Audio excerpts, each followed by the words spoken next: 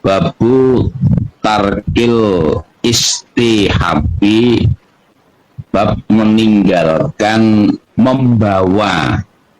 Jadi istihabi itu artinya membawa, bukan membaca namun membawa. Ini itu yang perlu kami sampaikan. Bismillahirrahmanirrahim.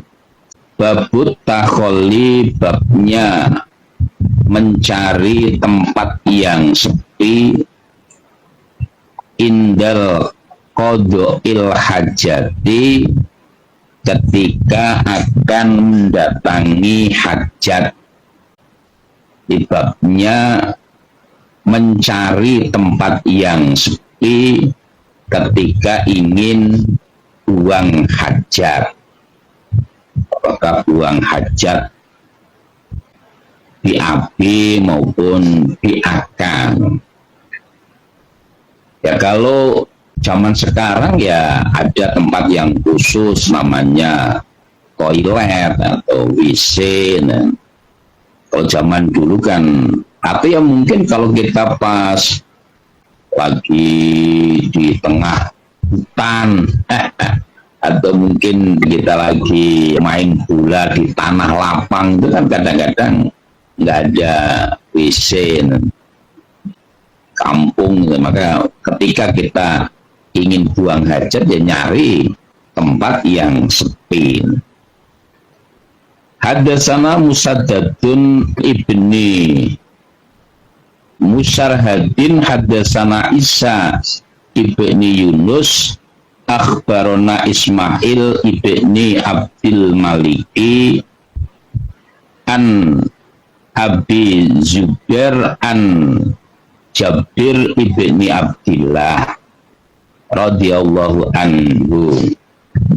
Anna Nabiya, sesungguhnya Nabi, karena ada siapa Nabi, ida aroda, ketika menghendaki siapa Nabi, al-bariza, pada buang hajat. Buang hajat itu ya bisa BAB maupun BAK. Ing tolako, maka berangkat siapa Nabi, kata sehingga layarohu, tidak melihat pada Nabi siapa ahadun, seorang pun. Bapak Ibu yang kami hormati, hadis dari Jabir bin Abdillah, sesungguhnya Jabir bercerita, Nabi itu ketika ingin buang hajat, maka Nabi pergi, berangkat ke tempat yang sepi sehingga tidak dilihat seorang pun. Ya, karena memang zaman dulu kan seperti WC itu kan ya, Nabi sendiri ketika buang hajat nyari tempat yang sepi di padang pasir. Kadang-kadang Nabi buang hajat itu malam hari.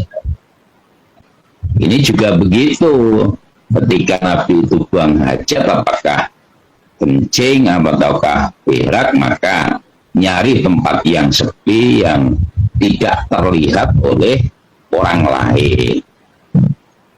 Babu nahyi, bab larangan anit takholli, dari BAB atau BAK atau buang hajat, fituruki, di jalan, maksudnya di tengah jalan, wadilali, dan di dalam naungan. Bab larangan buang hajat ataukah kencing ataukah berak kencing beraknya di jalan yang biasa dilewati orang, atau juga dilarang buang hajat di tempat yang biasa orang berteduh, istirahat di bawah pohon atau di bawah gunung atau di bawah batu yang besar. Kalau di Arab itu biasanya ya di bawah batu yang besar yang membentuk gua begitu. Ini kan sehingga biasa orang itu bernaung dari kepanasan atau dari kehujanan. Ya, karena kan ya namanya jalan terus tahu-tahu dibirakin gitu kan, keinjek kan, mesti orang yang lewat akan marah-marah, akan misuh-misuh. Nah, atau ya tadi tempat yang harusnya nyaman tadi kan, untuk berteduh dan harusnya nyaman, delalahnya ada bau yang tidak enak, nanti kan menjadi mengganggu itu, maka dilarang. Hadatsana Yahya ibnu Ayyub wa Qutaibah an Fujrin jami'an an Ismail ibni Ja'far. Qala ibni Ayyub hadatsana Ismail akhbaronil a'la an Abi Hurairah anna Rasulullah sallallahu alaihi wasallam qala, bersabda Nabi, itaku takutlah kalian, la'ana ini dua laknat. Qalu, berkata mereka, wama, dan apakah la'ana ini dua laknat ya Rasulullah, wahai Rasulullah. Qala, bersabda Nabi, aladzi, orang yatakhalla, buang hajat dia, zitol, di jalan manusia, maksudnya jalan yang biasa manusia lewat. Umumnya zaman dulu itu jalan kaki. Au fil dhillihim, atau di dalam naungan mereka. Rawahu Muslim. Bapak Ibu yang kami hormati, Nabi bersabda, takutlah kalian dari dua laknat. Jadi orang yang mengerjakan ini biasanya akan mendapatkan laknat. Kemudian para sahabat bertanya, yang dimaksud dua laknat itu apa, Nabi? Laknat itu kutukan, sumpah serapah, namanya laknat. Pisuan, nah itu laknat. Dimaksud dua laknat tadi yaitu orang yang buang hajat di jalan yang biasa dilewati manusia dan naungan yang biasa buat istirahat mereka. Nah, kenyataannya begitu, umpamanya lagi jalan terus mohon maaf nginjek kotoran manusia, mesti akan marah-marah. Oh, siapa sih nggak tahu aturan, kampret. Nah, biasanya begitu. Orang nggak tahu tata krama, nggak tahu etika. All di tengah jalan. Oh, mudah-mudahan pantatnya tobol. Kadang-kadang disumpah serapai seperti itu. Maka dari takutlah kalian pada buang hajat di jalan.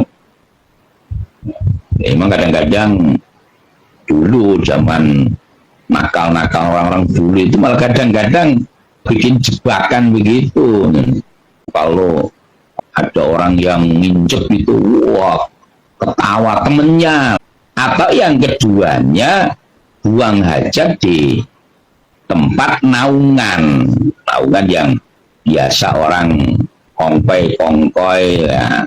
Kalau zaman dulu kan orang itu ketika dalam perjalanan dia butuh istirahat di bawah pohon itu rindang atau juga batu yang besar atau di dalam gua, tahu-tahu ada kotoran manusia, mesti akan marah-marah. Maka Nabi melarang orang buang hajat sembarangan tadi. Atau mungkin kalau sekarang ya buang hajat sengaja di pos kamling yang biasa orang nongkrong atau di mana, mesti akan diomelin ini orang gila ini yang buang sembarangan itu. Karena takutlah pada dua kutukan. Babu nahyi, bab larangan anil bauli, dari kencing, fil hujri, di dalam lubang. Maksudnya lubang tanah yang memang tidak dibikin, memang lubang yang mungkin dilubangin oleh hewan atau lubang apa, bukan yang lubang dibikin oleh manusia. Contohnya di toilet ada lubang juga kan, cuma lubang itu memang dikondisikan, diperuntukkan untuk kencing kan. Umpamanya kita kencing di hutan, terus itu kan suka ada lubang kan, itu apakah lubang ya mungkin ular atau lubang apa itu. Nah biasanya juga ada lubang jangkrik, lubang ya hewan-hewan begitu. Hadatsana Abdullah ibni Umar ibni Maisarah, hadatsana Mu'ad ibni Hisham, hadatsani Abi an Qatadah an Abdillah ibnu Sarjisa anna Rasulullah sallallahu alaihi wasallam naha, melarang siapa Nabi, ayubali, bahwa dikencingi, fil hujri, di dalam lubang. Ya tadi lubang yang ada di tengah hutan atau lubang dalam lubang kayu, lubang batu. Kalau berkata mereka li Qatadah, pada Qatadah, apakah yuk rihu, dibenci, minal bauli, dari kencing, fil hujri, di dalam lubang. Terus ditanyakan pada Qatadah, kenapa kencing di dalam lubang saja tidak boleh dibenci, apa masalahnya? Kalau berkata siapa Qatadah, karena ada yuqalu, dikatakan, innaha, sesungguhnya lubang, iku masakinu jin, beberapa tempatnya jin. Bapak Ibu yang kami hormati, di dalam hadis Abu Dawud, hadis dari Abdullah bin Sarjisa, Nabi bersabda atau Nabi melarang orang kencing di dalam lubang, apakah lubang batu, apakah lubang kayu, atau ya lubang tanah. Ya tadi lubang tanah yang memang bukan bikinan manusia, yang memang bukan diperuntukkan untuk kencing. Karena memang juga ada manusia bikin lubang yang memang disengaja untuk kencing, ya lubang WC atau lubang toilet itu. Kemudian ditanyakan kepada Qatadah, kenapa kok kencing di lubang saja kok dilarang, kok dibenci, apa masalahnya? Kemudian Qatadah menjelaskan, sesungguhnya lubang itu biasanya tempatnya jin dan juga tempatnya hewan-hewan yang berbahaya, hewan-hewan yang berbisa. Ya kita bisa bayangkan, umpama kita punya tempat terus dikencingi, apa enggak marah? Nah, kalau marah gimana?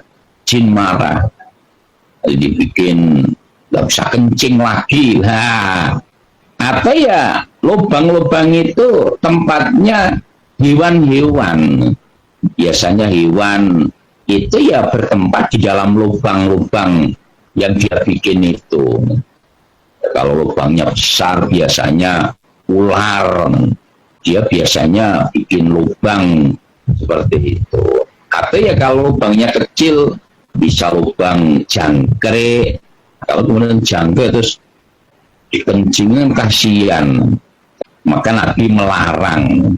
Walaupun mereka itu bukan makhluk seperti kita, namun kan dia juga punya perasaan.